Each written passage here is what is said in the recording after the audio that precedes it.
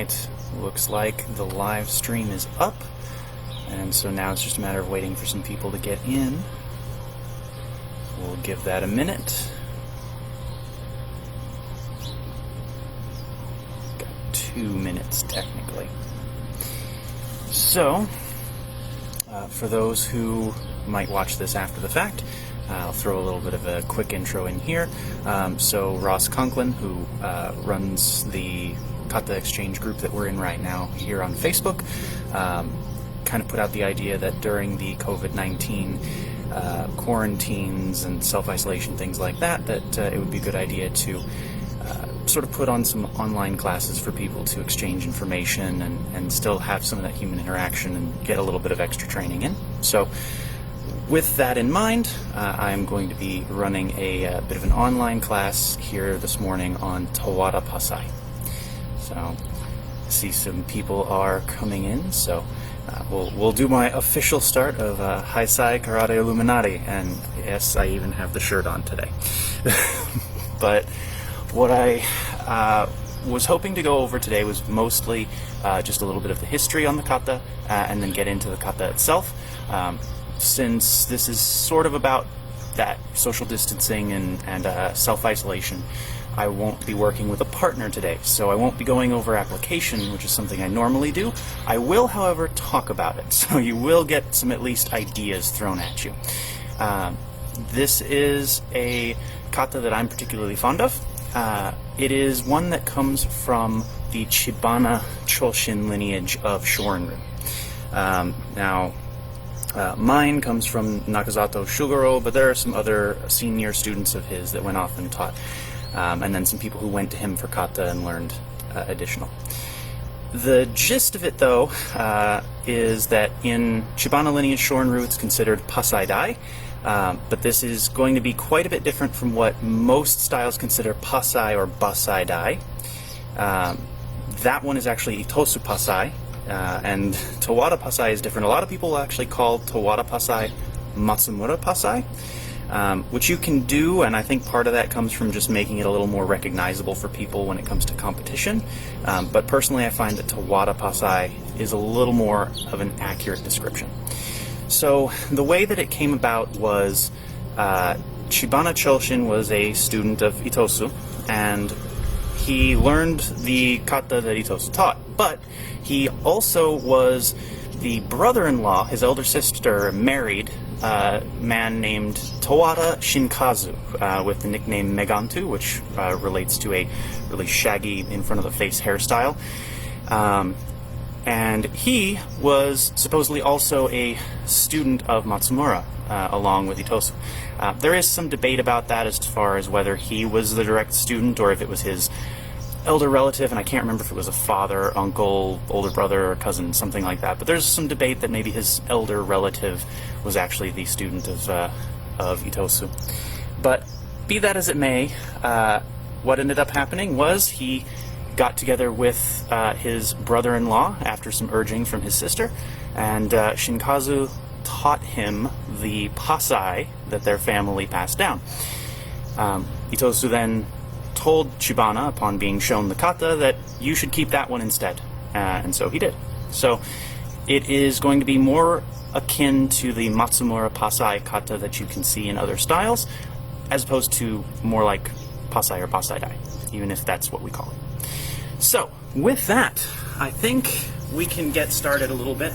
I do apologize for the lack of dojo, but we'll just be doing it a little bit old school, training in the backyard. So, we'll go over just a little bit of Junbyundo to get started, some preparatory exercises before we get into the kata. Hopefully you guys can hear me okay. If not, I am mic'd up to be able to put this up again later on, and that may be easier to hear. But we'll start off with some warm-up exercises that are actually from Te no Moto, which is a Junbyundo pattern from the Bugekan, which I think actually is in a couple other places too that do Motobu Udundi. So for that, we're going to work on a couple different breathing things and moving the arms to get moving before we get into some other warm-ups. So, 気をつけ、はい。Simple enough. We're going to put our hands together, okay? And you're trying to push this section of your hands together. You're going to go straight out, back, and then roll up this way. Out, back, roll up. So if I turn sideways, out, back, roll up. And you're just trying to do this with that tension in your arms. Get the shoulders and chest to wake up a little bit. And then you're going to push straight up. And then once you're at the top, you're going to open your hands and try to push the ceiling up. Bring your arms down, try to push the walls out. Relax, turn the hands, bring them back up. Press, bring them down, still pressing. Press them back up. Push up the ceiling, push out the walls. Drop, back up, down, up, press, press, turn. Now, from your arms down at your sides, we'll just bring them up. And a little light push. This one's nice and soft and smooth. Nice little, simple warm-up, just to get your arms moving and warm without anything being terribly jarring. Then we'll get into some more kind of traditional or normal warm-up things. Knees together, hands on the knees, bend and straighten. This is something that I have to do in particular because my joints hate me and they hurt a lot. And then typically from here, tip side to side. Now, depending on how intensely you want to train, you can make these sort of exercises go on much longer, but you don't necessarily need to. So, shitorachi, hands on your knees, shake your head yes.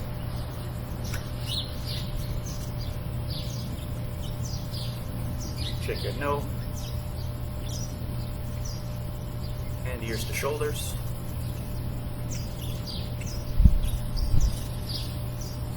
And back up. And just twisting. So, this is just a quick overview. There are plenty more Junbyo Undo exercises to do. There's also a whole nother set of sequences from Tenomoto, but this is just sort of a quick overview to get moving. So before I get into the kata itself, I'm going to double check questions here, see if anybody's got any.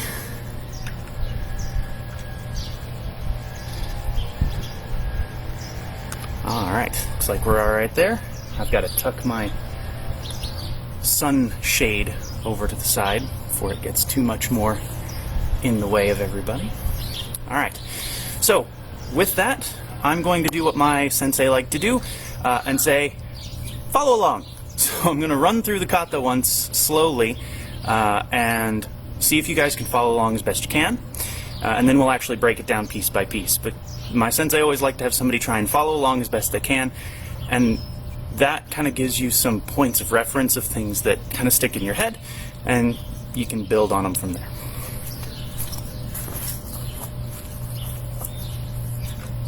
Okay. Kyotsuke. Right. Yoi. And the yoi is your right fist held in your left palm, fingers wrapped around. Now for Tawada Passai, you're going to step with your left foot and twist it out. Step with your right foot, then bring your left foot behind in Kosarachi, and bring this sort of a middle block with this supporting hand touching. Then we're going to twist, drop the hands down, sink, bring hands up, bring hands up hard.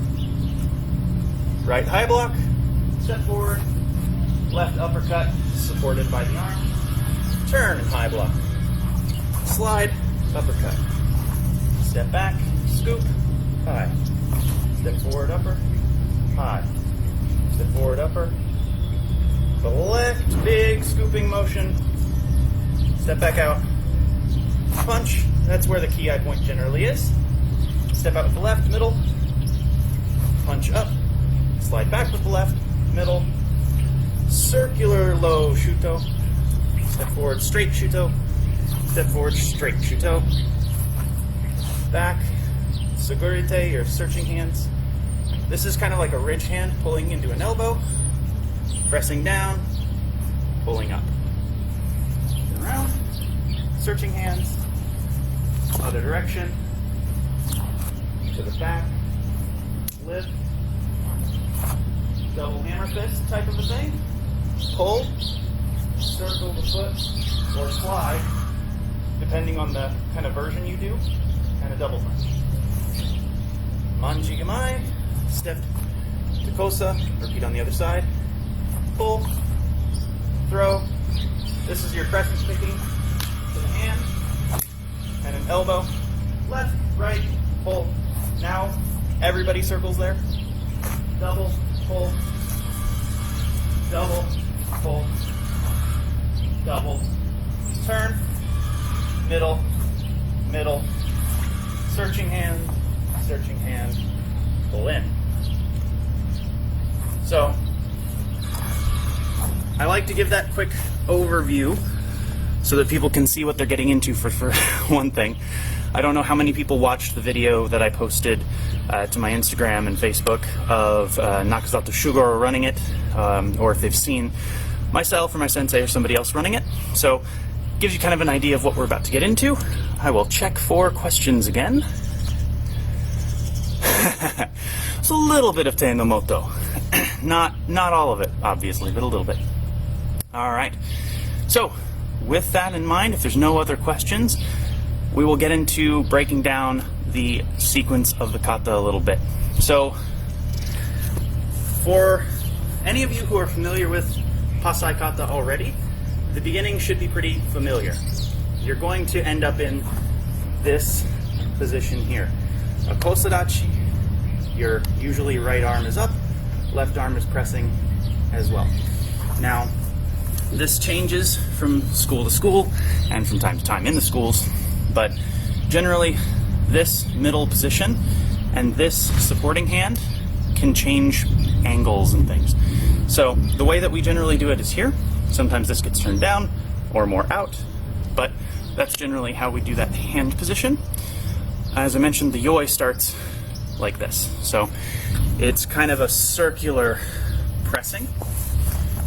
And again, it's a left-right step for this one. So from your yoi, left, and you twist and sink. So this is a twisted cat stance that you're actually in.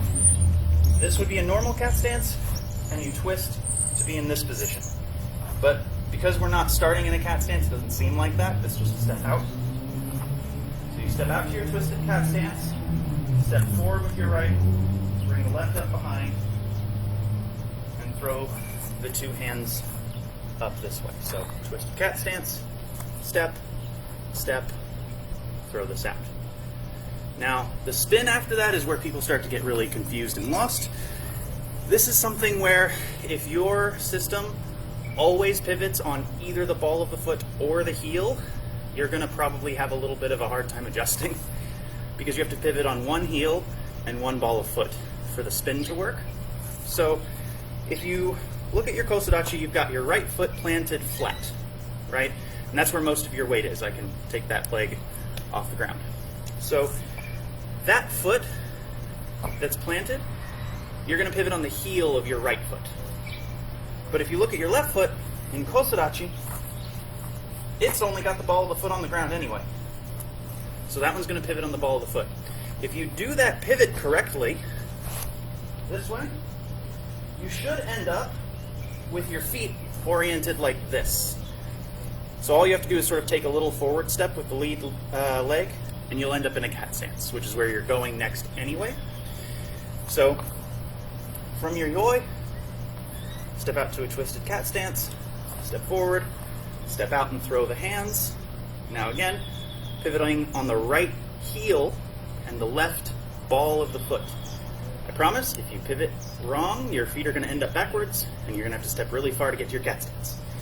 And as you do that, these hands are just going to rotate down, kind of like the opening of Nahanchi, right? Here. And then, like I said, if your feet are in the right place, you should just be able to take a little step forward and drop. hands come up, hands come apart. Okay? Easy enough. So on the other side, step out to your twisted cat stance, step forward, step together to Passai, supported middle. Now again, pivoting on the right heel, left ball of foot, pressing hands down like Nahanchi. You should be laid out with your feet so that you can just slide forward, drop, hands come up, hands come out. So that is the opening sequence of the kata. So I'll check in on everybody, see if anyone has got any questions now that they've gotten a chance to try things a little bit. Looks like we've got a pretty good group going already, so that's awesome. All right, if there are no questions, we'll get back into the next sequence of the kata then. So, we started off with yoi, step to twisted cat stance, step behind, middle, twisting, dropping, hands coming up and apart. Now, this kata is going to repeat this sequence a lot, so you want to kind of pick up where it's going. Lead hand, jodanuke, or high ball, right? Then I'm going to step all the way forward to my opposite side cat stance, drop this hand, and punch up with the other, okay? It's going to repeat this sort of a sequence a lot, with a high hand dropping, the other hand shooting up. Chibana was very fond of something he called re-gripping in kata. So a lot of the time you'll see his students and their students in kata opening and closing their hands during certain parts. And that's going to be because they're sort of, as part of their visualization, letting go of a limb to strike at another target or to transition to another limb, things like that. And that's going to come up watching me a lot, so I figured I would mention it. From this high blocked position, I almost always am opening and closing on this pull because I'm imagining collecting things as I throw that uppercut. So just to remember, it's going to be lead side for all these things. The high block's on the lead side and the strike is on the lead side, so you have to step for each one. So from the top we've got yoi, twisted cat, step, kosa, double middle, twist and drop and step forward, hands come up and apart, lead hand high block, step forward so that you can uppercut. Now, I know I just said that it's repeating the same thing over and over again, but because we've got a spin next, it is a little different. So you're going to pivot 180 degrees and throw this hand up into your high block. So this is the one instance here where it's not your lead side. And slide and uppercut. Okay? So we've got step, step, middle, twist and press, rise and part, high, collect and strike, turn, high, collect and strike. Okay? Then we get into our tsukuyuke, our scooping hand, and then we'll do that pattern some more. So let's check in on everybody. Thank you, Ross. Appreciate that. Looks like no questions so far, so we'll keep going. All right. So I'm going to start going the other way a little bit now. It'll make it easier to see. So we've got twisted cat, step, kosa, double middle, twist and press, drop, lift, part, high, step and collect and strike. Pivot, high, slide, collect and strike. Now from here, you're going to take your front foot and your front hand, and they're both going to go back. Okay? We're trying to step back to a shikodachi and scoop and shoot this hand back up. Now since we've got this hand up here, what's going to come next? Step forward, collect and strike. High, step forward, collect and strike. So our full sequence now is step out, step forward, kosa, double middle, twist, drop, sink, lift, part, high, step, collect and strike, pivot, high, collect and strike, scoop, throw, step forward, collect and strike, high, step forward, collect and strike. Now, the next bit tends to happen a little bit more varied depending on what school you go to.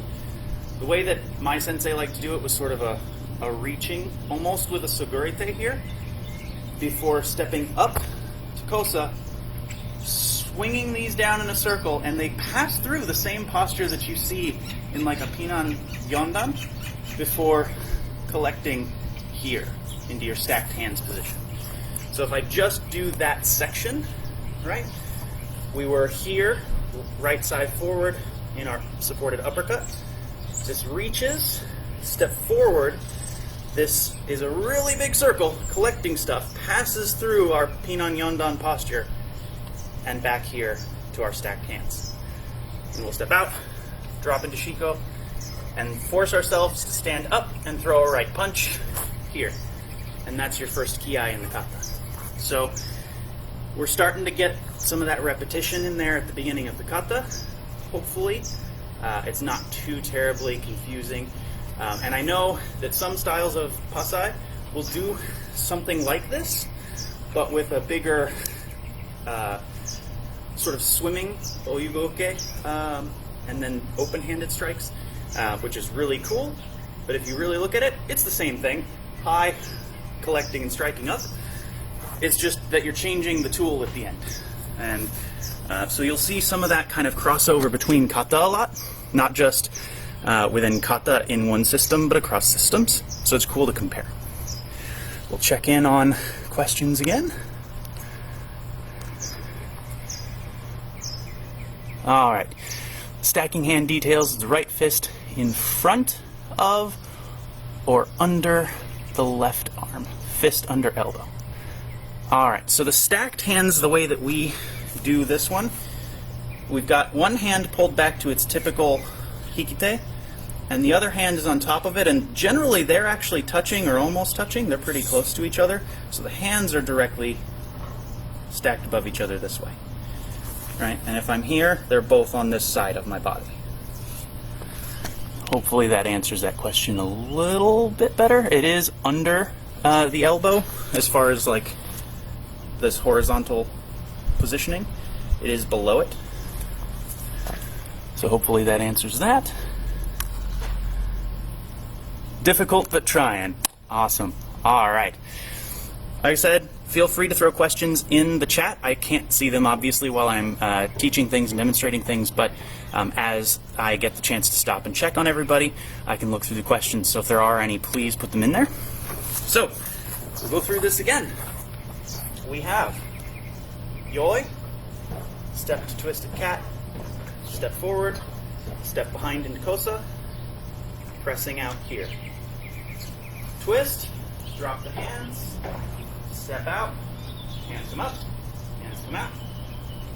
Right hand goes to high, step forward, collect and strike. Pivot around and high, slide, collect and strike. Step back and scoop to high. Okay. Now I'll turn around, because you guys can't see me when I do that. Left foot steps forward, collect and strike. High, step forward, collect and strike. Open, big collecting, stepping up the kosa, passing all the way back through pinan yondan, stacking. Step out, stand and punch. Kiai there. And that is a chudan punch, but again, because you're pulling somebody, that chudan can be a lot of different things depending on what you're pulling. So, I'll orient myself this way and we'll go through it once more here. From yoi, step to kosa, or twisted cat, step forward, step to kosa, supported middle, twist and drop the hands, drop, lift, separate, right high, step forward, left supported uppercut, pivot around, high, slide, uppercut, step back and scoop, throw it up, left foot steps forward, collect and strike, left hand goes up, right foot goes forward, collect and strike, open and reach, dropping these hands step to kosa, pass through, pinanyandan, pull. So you guys get a better angle on that one. From here, open, big circular motion as you step to kosa, through pinanyandan, and pull. Step out, punch. Now from here, I know some styles alternate feet on this, but we don't. Left foot steps out so that you're in naname zenkutsudachi. So your feet are both pointed at the angle here. They're on a straight line, and the feet are off at an angle. And right chudan, of course your body is angled here, so it's not upright this way. It's in line, essentially, with your back leg. And then we're going to use that foot, force ourselves back up and do the same kind of punch we did before, but on the left side. Here. Then this leg that we moved before moves again, but it's going to drop back now, so that we're in naname zenkutsudachi the other way, doing our left middle on this side. And then we'll get into our open-handed stuff, which starts to get even more fun. So let's check on chat again. All right. In the collected strike, is the hand stacked like Naihanchi? Yes. Yes, it is. Hello, Alex. Thank you very much. I appreciate that. Hoping that some people get some benefit out of this one. I know that it's a kata that, while not very strange, is kind of isolated to more or less one lineage of karate, so gives people something maybe a little different to practice. All right. No other questions. We'll get back to it. So, we have our yoi, our twisted cat, step, step up, supported middle, spin, drop, step out, hands lift, hands separate, right high, step forward strike, pivot, high, slide forward strike, step back, scoop, high, step forward strike, high, step forward strike, open, collect and step up to kosa, big scooping thing. I'm slowing that down for you guys, but that should actually happen pretty quick. Then step out, punch as you stand up, left foot out, middle, left foot pushes you back up to punch, left foot drops back for the middle on the other side, naname zenkutsudachi. Now we're getting into going forward again, and we're doing open-handed techniques. So you're going to be moving your right leg, which is really loaded right now. So you've got to make sure you pull yourself back to where you can move. Right leg goes forward into cat, and your hands are going to make a big circling motion here. So we are doing geran shuto, or your low shuto, but it is specifically a large circular motion on the first one, here. Okay? And I know that's a little tough to catch. So your lead hand is going to drop and circle in front of the groin, and the hand that was pulled back is going to circle in front of your face and drop. And the way we position this is the fingertips point at the elbow or the bicep, depending on where you are. Okay? Now we'll step forward into cat stance and do the same technique but straight. So you'll step and just shoot it straight down. Step again, shoot it straight down. Then you try and slide back pretty far on this one for your sagurite. And this is like a parry pass like you would do in a chudan, but a little bit smaller when you're doing these. Here. So again, we were in our low shuto. Slide back, parry pass to your sagurite gamai. And then right now we're in a normal cat stance. We're going to go to that twisted cat stance again and shooting this hand out. Now, you'll see different people have different emphasis on that as well. So sometimes they will really throw that arm out there and emphasize the ridge hand possibilities. And other times they will be really tight with it and they're emphasizing the elbow strike then. Personally, I think it's up to you which you prefer to do, unless, of course, your sensei teaches you this kata and has a preference. Then you do it the way they tell you. But, again, from sagurite, you twist your stance to the quick twisted cat stance that we did at the beginning. Right? Twist, and that's what gives you the power on either the ridge hand or the elbow. And it is a short shot, so it's not a really powerful knock 'em out kind of thing, but it is a pretty powerful shot for as small as that is. Here, then that lead, or that rear leg, is going to come up with a knee strike, and you press down, pull up. Okay? Again, from your Segurite, either shooting or elbowing as you twist to the twisted cat stance. Here, push down, knee up, pull this way. And you're still in cat stance. I know it's tempting to stomp and put your weight on that front leg, but it is a lead leg drop staying in cat stance, so you're still back weighted. And then this elbowing position is angled, right? It's not flat. It's angled. So we'll go on to the next sequence here in a moment, but let's check in on chat again. And now is a good time as any to hydrate, because I am in Arizona and it is very, very dry here. And I'm lucky I have grass. As you can see from the back corner, I don't have a lot of grass, but I have some. All right. No other questions? We will continue. So, we'll start again from the beginning. From your sort of hands ready yoi position, right?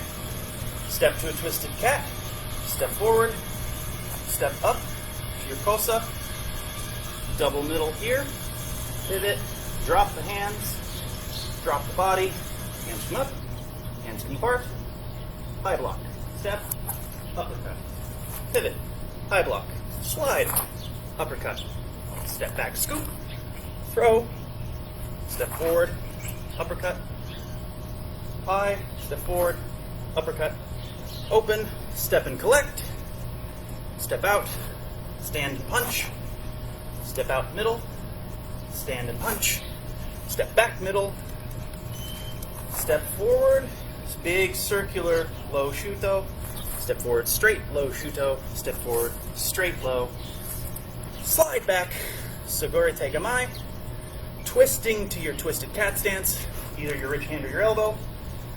Rear leg comes up as a knee strike, hands press down, drop and pull. Now from here, we're going to do basically the same kind of step behind turn that you'll see in Hinankata, for example. So back leg is going to step over there, and I'm going to pivot. So from my elbowed position, step, pivot, cat stance, Segurite gamai, your searching hands. And then I'm just going to repeat it to the other side, so I'll pivot with a little slide. Then I'll take my right leg, bring it together, and out to the back, and do another Segurite gamai. So it's the same posture repeated 3 times. Once on the left side, once on the right side, and once again on the right side, but moved to face the rear. So we'll see if anybody's got any questions on that section. I have a little bee friend who is helping me out today. All right, we'll keep going. So, once you've done that sequence of 3, I'm going to turn around now so you can see what I was doing. So we had done our stomp with our elbow, step behind, Segurite on the left, pivot, Segurite on the right, turn, Segurite on the right but to the rear. Now, you're going to pull your right foot back so that your heel touches your ankle. Right? So your right heel is going to touch your left ankle, but it's off the ground. And your right hand is going to go into the left palm, up above your head. If that makes sense. From here, up. And then we're going to slide forward and drop and circle down. That double strike there.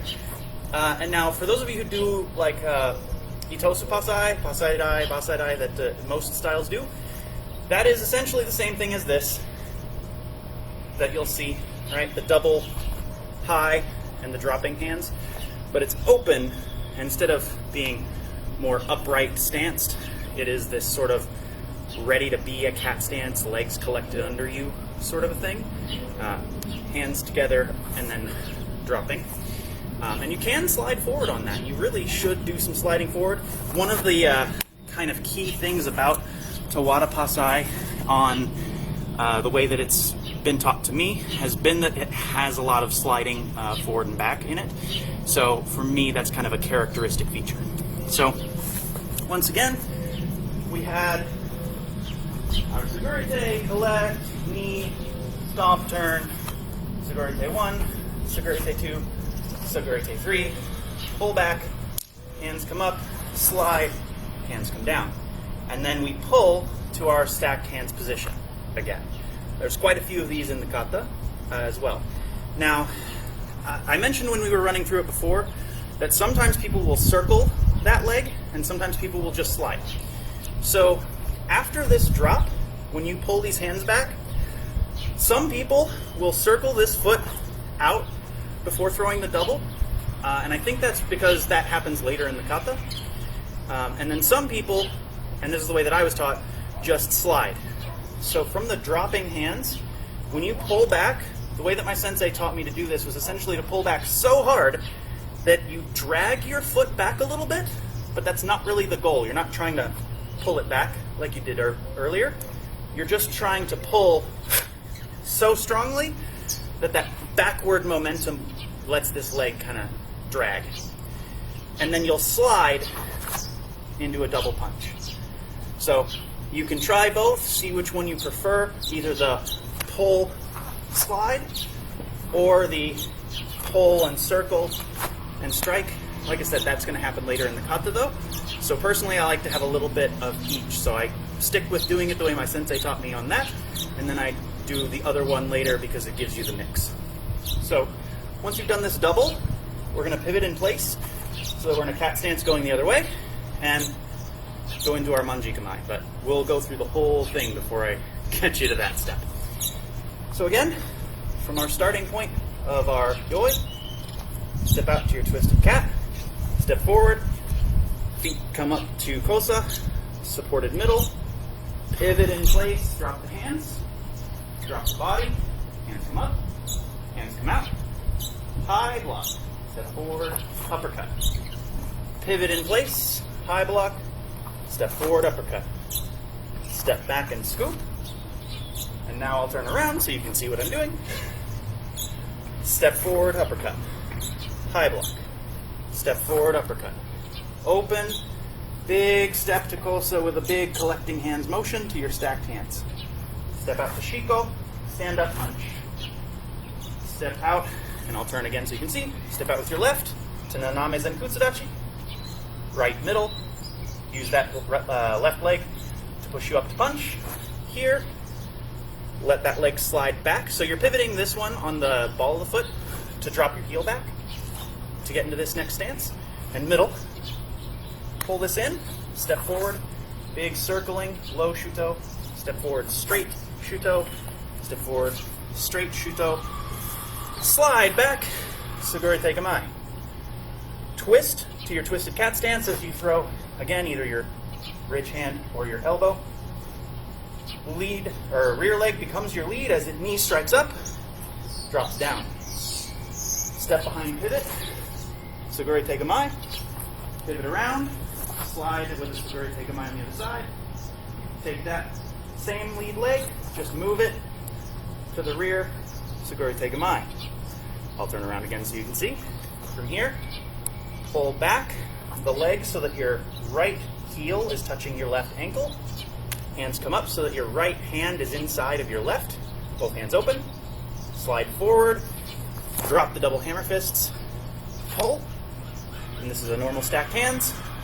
Slide, double punch. Now I'll turn to an angle so you can see the next part. You're going to stay in this sort of foot positioning, but pivot in place and go into your manji kamai. In most of the way that we're taught is this is like a box shape, but if you have a style that does it slightly differently, give that a shot. So from here, you're then going to step up to kosa, right leg in front, left leg behind, and switch your hands. So it's still the same thing. Okay? So if I was here before, step right, step left, cross, exchange. Okay? And we'll move on to the next sequence momentarily. Give you guys another check-in. Right. Looking all right so far. just a reminder for anybody who's joined late, if you do have any questions, please throw them into the chat, and I will address them here as I take some breaks. So for now, we'll continue on.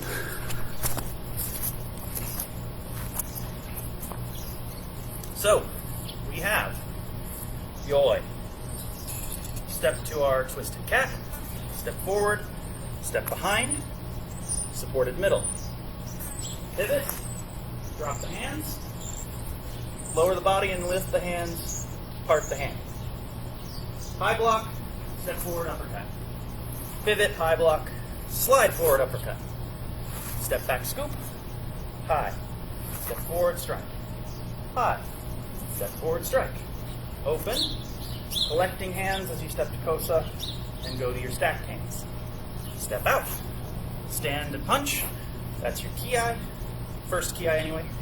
Left foot steps out, middle, left foot pushes up, punch, left foot drops back, middle, right foot steps forward, circling low shuto, step forward straight shuto, step forward straight, step back, Sagorite, your searching hands, twisted cat into your rich hand or elbow, bring that rear leg up to knee, pull back up, step behind, pivot to the side, pivot and go to the other side, keep that foot in front, but move it to the rear, pull back so that your right heel is touching your left ankle, right hand inside the left hand, slide forward, double hammer fist, pull to your stacked hands, slide forward, double punch, pivot, manji gamai, step forward, step behind, switch your manji gamai, and then we've got some more to do from there.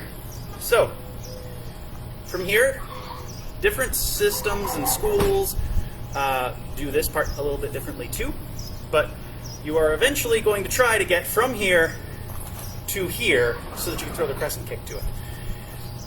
Some people will set up all kinds of different ways for that ridge hand. The way that my sensei preferred to do it, though, was actually to collect both hands here, step, and throw. And the reason that he did that was because he was using that pulling as a cutting-in armbar before he was smacking people and elbowing people. So he had a lot of reasons for doing things the way that he did them, and that kind of makes them stick in my head as being the way that I should do them too. So, again, from here, this cuts in and pulls. So, the left hand is open, palm up, pulling in on top of your regular hikite, this way.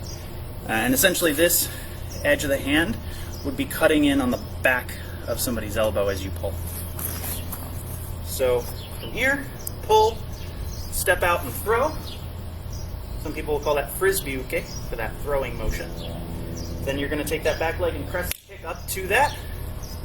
There, drop it to cat stance, and this hand is going to elbow in this way, almost like a winging elbow, this direction.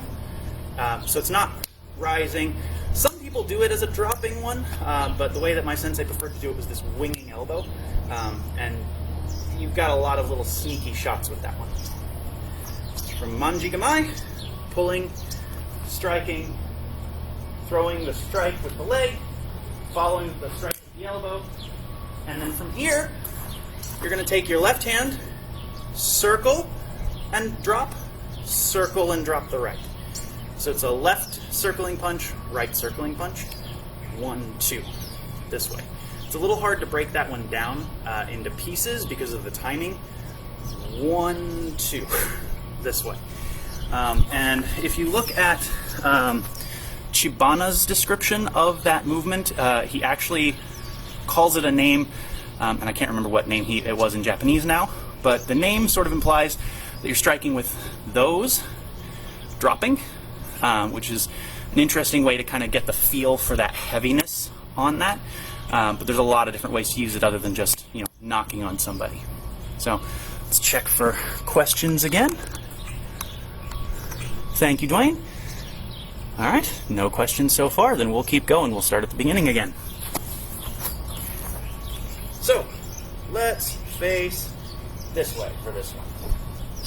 We've got our yoi, step to twisted cat, step forward, and up, Kosa, supported middle, twist, drop the hands, step out, lift, separate the hands, high block, step and punch, up, pivot, high, slide forward, strike, step back and scoop, high, step forward, strike up, high, step forward, strike up, open, step and collect, step out, punch here, step out middle, stand up and punch, slide back middle, step forward, circling low to toe, step forward straight low, step forward straight low, slide back, searching hands, twisted stance, ridge hand or elbow, press down on the knee, lift and choke them out, pivot around, searching hands, pivot, searching hands, to the rear, searching hands.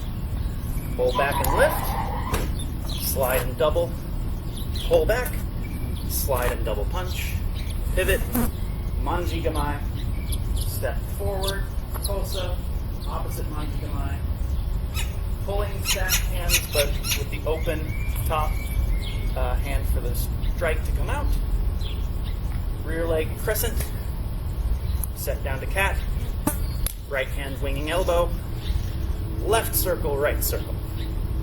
Now here's where we repeat that double punch, but with the circling step. So you are going to be bringing everything back and then everything forward again. Left circle, right circle, pulling. Okay? Now, this is another thing where timing can vary from style and school and organization, things like that. So you kicked, landed, circle, circle.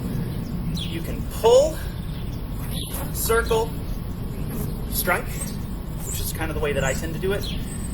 Or you can try and, step back, pull, circle out, strike. Lots of different variations. So the one that I stick with, though, is this pull, circle, strike. Pull, and everything comes together. Step out with a circling step, strike. Pull, everything comes together. Step out with a circling step, strike. So it's just repeating the same thing over and over again. Then we have the same kind of turn from Pinan Kata, and we're almost done. So that step behind turn, middle, pivot, middle on the other side. So it's the same sequence that you did earlier in the kata, but without the punch in between. And then we do a Saguri Tegamai to the left, Saguri Tegamai to the right, pull everything back into Yoda. So we've actually made it all the way through the kata. We'll hit that end piece again, but I'm going to check to see if anybody's got any questions here. How does the circling punch work? That is a great question, but a difficult one to answer without a partner.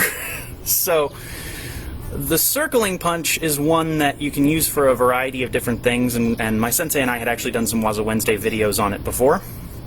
But as I mentioned, Chibana talked about using that dropping and implied that you're striking with these.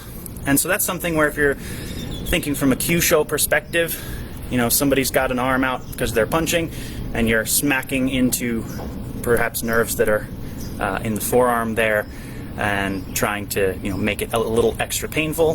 That's fine. Personally, though, the way that I like to use them is cutting lines. So again, a little difficult because I'm one person instead of two. But if a punch is coming at you, you can circle over the top of it, right? And that's getting it out of the way of its line of attack. So you're actually moving their punch. You're circling to the inside of it. And it's followed by that strike forward, generally. So, 1, 2, pull, circle, strike. You don't necessarily have to do all that in that order when you're applying it, right? So you can, from your elbow, circling, getting your hands in, and just strike as necessary. And anytime you see double motions in a kata, where you're using both hands for the same thing, you don't have to do them at the same time. It's just a kind of shorthand way to tell you that you can use both of them the same way. So you can circle the left hand, or you can circle the right hand, or you can circle both, depending on what you're trying to do. So in general, the way that I use it is circling around a person's arms, right, to be able to get to the inside. And you can either strike from there, or you can reach in and grab, or you can even slide and kind of try to get underhooks. It's just a pretty simple scoop underneath that way. If you get a little fancier, if you're doing this supported strike and you hit their head, this can go under an arm and this can be pressing their head down, actually, because it was already in contact with one side of their head from the elbow strike, so that circling motion can just push it down. So hopefully that kind of gives you some ideas to play with. Like I said, it's a little difficult to show that without a partner or something with an arm. So doesn't look like we've got any other questions for a bit. So I will go over that ending section a little bit more, and then we'll wrap it up. So we will have, towards the end there, we had our Manjigamai and Kosadachi, pulling, stepping, throwing, crescent kick, elbow, settling down here, okay? And that's a ki too. Left circle, right circle, pull, circling the leg, double punch, pull back, circle out, double punch, pull back, circle out, double punch, and again, Pinan style turn, step behind, turn, Naname Zenkutsudachi. Okay, so if I'm going in this direction and I did my double punch, step behind, turn, so I'm in Naname with my middle, and I just pivot to do the other one. There's no punch in between like there was before. And then Sagurite to the left, Sagurite to the right, pulling together, back to Yoi, finishing Kata. So, hopefully that kind of made sense. We'll run through the whole kata beginning to end and see how well you do. Like I said, feel free to throw comments and questions in the chat there. So, from Yoi, step forward, step up, kosa, middle. Pivot and drop. Sink, lift, separate, high, strike, pivot, high, strike, step back and scoop.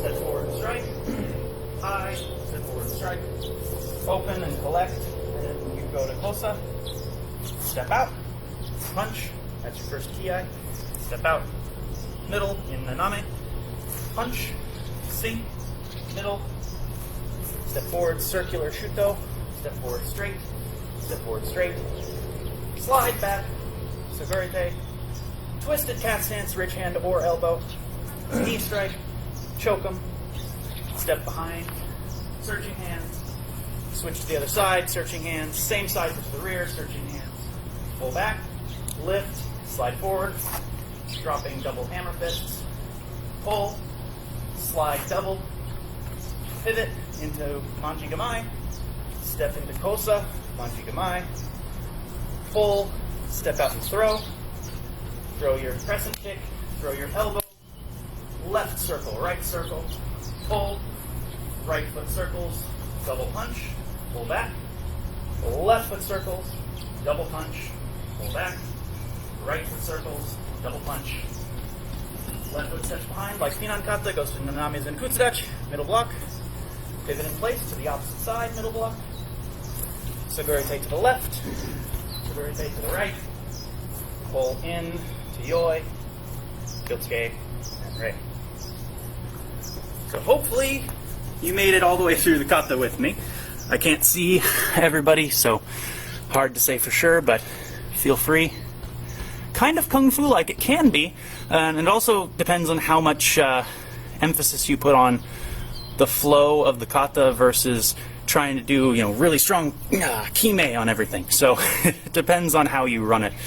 I do personally feel that it has more old-style karate tendencies than Itosu's version of Passai, which we do have in my system as well, and that's closer to what most people recognize as Passai or Basai Dai. It's got a lot of the middle blocks in it. And personally, I kind of look at that as the same idea, but sort of made safer and simpler. So if you look at the way that this Passai opens, you've got two steps, to this posture, whereas Itosu, you've just got one. So it's a little simpler. You don't have that extra footwork to confuse people. And then, Itosu steps out and does a lot of middle, where he's changing hands. Well, really, 1, 2, 1, 2 isn't all that different from 1, 2, 1, 2. It's just a matter of how you're getting there, and whether it's an implied strike, like the middle block posture, or whether it's an explicit strike, like an uppercut. So it's kind of the same idea, but presented differently, in my opinion.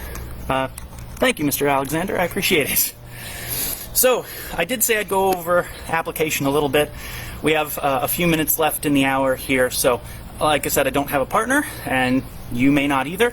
I do recommend, if you want a limb to work with, setting up an improvised kakia or kakete biki. Take a stick, tie it to a post or a tree, not a cactus, probably don't do the cactus, and use that as an arm to work around. So just to go over some application concepts and ideas that you can play with. Starting at the beginning with this posture, a lot of people like to use this as a joint lock in itself. And this really works well as a compression joint lock on the wrist. So if you're thinking of that kind of a wrist lock, where you're bracing the hand, bracing the elbow, and pulling this way, right? You can look at it kind of that way if you wanted. Personally, I just see this as a simple hands-ready posture that you'll see from bodyguards, professional security, Secret Service. They have their hands like this, this, this, all kinds of these positions in front of their body, where they are relaxed and non-threatening, but they are ready to get weapons or to deploy forward as necessary. And I kind of see that this way with Passai. From there, of course, you've got this stepping and coming in. A really simple, doesn't require any real skill to do, is shoving somebody. And actually, that was one of the first applications that I ever learned for this movement. Before I even learned the kata, I was shown for Itosu Passai that you can just shove somebody this way. And essentially you're trying to get your right arm underneath their armpit and shove them as you move your whole body forward. And then of course you can choose where to go from kosodachi. Kosodachi is what you would call a collecting step in more modern sport fighting type of terms. A collecting step is where your legs come together so that you can shoot them apart again however you like. So if you do a collecting step, you can change direction very easily. That's really all kosodachi is when you're looking at it from that perspective. You're shoving, and then if you need to follow, you can, or if you need to retreat, you can. If you need to sidestep, you can. So that's a pretty, low skill, not much to it, simple application. You can, of course, get into this being your kotagaeshi type of wrist lock, right? Where you're grabbing and pressing. Technically, it'd be this way. It's a little hard to do to yourself, right? Pressing that lock to the side. That's a pretty popular one. The one that my sensei liked for this one, though, and that I like quite a bit as well, this shift to that twisted cat stance actually gets you out of the way of a strike pretty well, and lets you sidestep people if you exaggerate it a little bit. So you get out of the way, you're bringing this up over their attacking arm to their head. Now, this arm's making sure that they don't turn into you. That hand is no longer just supporting, it's striking to the eyes, grabbing something and twisting around. And it's a little hard to sort of envision until you see it, but you are essentially avoiding an attack, going over their arms, smacking them in the face or hitting them in the eyes, grabbing onto their head, chin and back of head, and then twisting their head and dropping it down. That's very similar to the technique, I think it's Emperor holds a giant egg or something to that effect in the Bubishi. Basically the same idea, but instead of just lifting and turning and stepping, it's a twist, because that's what the kata does next. It's really mean and I like it. So that's just a couple examples. There's other arm bars and takedowns and things, but those are just a couple examples that you might be able to play with as the beginning. Thank you, Monique. Thank you, Andres. So, I know I am getting close to the end, but I'll try and throw some other stuff at you real quick. So, after you've done this stuff, this part, the hands separating and coming up, anytime you've got this, it's very much to me a flinch response against who knows what. Stuff comes at you, oh shoot, hands shoot up, and then they come apart. They find whatever they can find, and they go from there. So personally, the way that I like to use this, drop, I still cross these before I go to the high block. Some people don't, and they shoot it straight up, but I like the cross for one simple reason. When I come up and separate against something that I don't know that attacked me, it could be a left punch, it could be a right punch, it could be a shove, I have no idea, but my hands will tell me, my arms will be in contact with something. So either I don't need the cross necessarily, or I do, but I like having it there. If something's in contact with my left arm, then I can probably just grab it and go into this strike into the face, essentially cross-facing them or shoving my forearm into their throat, right? Shoving them back this way. But if it was in contact with this hand, then that cross lets me pass it, so now I can actually turn the person, right? They had a strike here, I can move it and get to the outside before I shove my forearm into their face.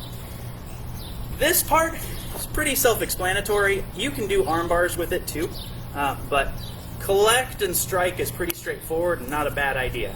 So that one I'm pretty fond of, just yank down, strike up. A lot of karate has a lot of a focus on jarring techniques, where you are using opposing forces to pull them into something so that you make their head bounce. And the general reason for that is you're going to give somebody a concussion easier, which means the fight's over sooner, because they're asleep. So if you pull somebody forward, they're going to have this lag time in that movement of their head usually, and then if they run into something, you're bouncing them back and forth. So Hikite does that a lot for you. This dropping and striking up does that for you. It's a nice little trick to use. And yes, Muhammad, like a void by an inch. Good explanation, especially as it relates to animals it represents. So to Dwayne's point in the chat, he's bringing up the animals that Passai represents. There are some people who look at it as being a sort of an animal form kata. I want to say leopard and snake. It's been a bit since I followed the animal form idea, but that is one I've come across before. And so it can be a nice kind of visualization tool for you to kind of relate the animals to the kata. But it's not necessarily my thing. So going on from there a little bit, we've got our scooping thing. You'll see this scoop, again, in the one we did, it's this way. In Itosu's Passai, it's a big scooping thing, right? But in both cases, you'll see people do that against a kick a lot. A front kick comes in, they step back, they scoop it, and maybe they try and throw the person by the leg, which can work, but if you look at the footwork for this, and then you consider how you would do that in a fight, like if you're sparring, the footwork's wrong. So if somebody was front kicking you, and you wanted to scoop it and throw them, would you step back or forward? Now, some of you may not necessarily have a good idea of that, because you don't do it a lot, but you really should go forward if you want to throw anybody, because you need to get close enough to affect their center of balance. If they kick me and I step back, unless they were throwing a just crazy overcommitted kick, throwing their entire body at me, they're not coming forward enough for me to do this scoop. I'm going to lose their foot, unless I, really hook it in my crook of my arm and yank it, which you can do. You can make it work, but it's really not my preference. If I was going to throw somebody with a collecting arm like that against a kick, I would step forward so that I'm right up against them and I can throw them over, which is how our Kusankudai actually does it. So it steps forward here and collects and drops. That one I like to use for kick. The one in Passai, though, I prefer to use a shoulder lock application. So if you look at the position we're in here, if I've collected their arms and I've struck up, their arms could be doing anything. Passai doesn't care. From this high position to this pulling position, it covers everything. So it doesn't matter if they're punching, pushing, grabbing, what have you. Now from here, if I'm looking at this as they're grabbing my shirt, for example, I know where their arms are because I'm controlling them here, and I've struck over the top. If I scoop their arm, their right arm in this case, and I step back, what I am essentially doing is taking the arm that's grabbing me, and I'm applying pressure over here to twist it like this as I scoop. Now, if I did this whole movement on a person, their shoulder pops out of socket.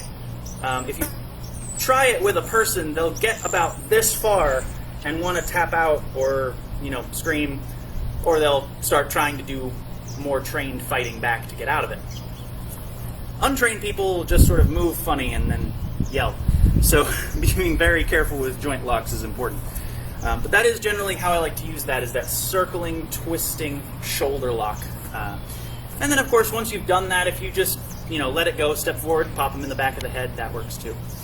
So that's another one that's a favorite of mine. Check in again. Read an article calling it a lion's dance. It might be a lion one. Like I said, it's a big cat of some kind. I can't remember if it's leopard or lion. I wanted to say it was leopard, but might depend. All right. I know I'm over. Hopefully that's all right with everybody. I'll throw in a little more bunkai for you, and then we'll go. So this collecting thing throws everybody off, but again, kind of like this, it's an oh crap, I don't know what's coming at me, but I need to do something about it type of a movement. So I might have struck him, I might have collected something and struck. Maybe he pulled back and got away, or maybe it didn't finish him, maybe he's throwing some more stuff. If I drag this down, if I'm still in contact with an arm, that drag can pull, so you throw them off balance just a little bit, right? Throw them off balance, and this can be throwing them over anyway, even before you get to the final position. If I am grabbing and I cut down on the arm and I step up and I throw this back over, they can get tossed if they're not well centered already before I even get to the pull. A little more obvious type of a technique for this, though, is to clear the arms out of the way and grab the head and pull it, especially because there's this step out. You can really twist somebody's head. That's, again, that emperor holds a giant egg kind of a grip on the head and just twisting it a different direction. I've done a video before, I know, on this sequence on my YouTube channel, so you can take a look at that if you want a better breakdown of that. But essentially, I like to use it as just getting out of the way of something, straight joint lock. If they resist the straight arm bar, roll it over. If they resist that, punch them in the face again. If they resist that, throw them over backward with their head. So that one's one I've done before. You can always take a look at my YouTube channel to find more about that. This part, I already kind of explained. Segurite can be searching over their arms. That angle is really good for just sort of clearing over things and making sure they're not going to hit you in the face. This can actually graze the eyes if you want, strike straight into them on purpose. And then you've got your either rich hand or elbow, push them down into a knee strike and choke them, is generally the way that my sensei like to do that. I'm pretty fond of it too. And then you can actually press their head under for these turns and segurite if you wanted to do something like a kaiten nage. It looks a little bit weird when you try and make the connection, but it feels right when you actually do it. So it's something that, again, showing is a little awkward, but makes way more sense when you do it to a person. This part we're getting into, again, that oh shoot, don't know what's coming, collect stuff, and possibly transition to joint locks, possibly transition to sweeps and strikes and all sorts of stuff. The manjigamai postures are one that I know we've covered on Waza Wednesdays before, but for those who aren't familiar, usually I'll use this as an expansion of this type of a posture from the hanchi. So you're trapping an arm or grabbing an arm, depending on how you want to do it, levering it across your chest in an armbar type of fashion, and that strike low either runs into their groin as they step forward or just sort of checks their hips so that they can't step forward. And that gets you this one and this one. It's just that this kosadachi sets you up to twist, so then of course you can go into throwing people if you wanted. Same idea as the collecting step that I mentioned before. You can twist too instead of just stepping out. So again, these are just kind of rapid-fire ideas for you to think about. This one, I think a lot of people by now have probably seen that you don't actually try to kick their head that's in your hand, because that's silly and ridiculous and doesn't make any sense. But if you hit them with this, you would probably be kicking at the legs. It's just that if I don't kick my hand and I throw this kick, it's a little bit harder to control the rotation of my body, and you end up a little more sideways, and that may not be where you would want to be practicing, because if you hit a person, you won't twist that far, right? And there's all kinds of kata that have these sort of in sequence kick, elbow sort of things. But essentially, clearing, striking, kicking to the leg, elbowing. Now, you can use this as an armbar. Again, sometimes you'll have implied methods in kata, so touching part of your body can be affecting part of the opponent's body. In this case, that would be, hey, this elbow, you should actually be doing something to their elbow. So that would be an arm lock this way if you wanted. But if you wanted something a little simpler, again, just grabbing their head and smashing it is good too. I already kind of went over the circular punches that were asked about earlier. That pretty much brings us to then this stuff, which is sort of a variation on that. You've got these collected stacked hands, which I like to use as joint locks or arm drags, and then you can shoot out strikes or pushes. And the fact that this leg circles, right, if you look at it more straight on, see if I can orient myself straight on, it circles and comes back.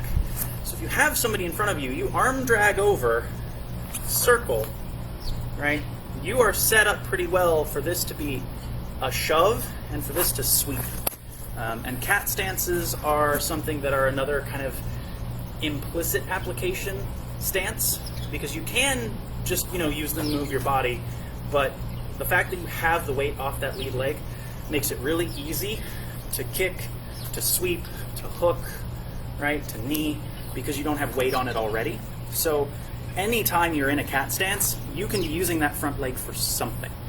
And when you're doing that circular step, it really does set you up for that hooking leg sweep, especially with the shove. And we're karate people. Why would we shove open-handed when we can dig knuckles into them? Because it's mean.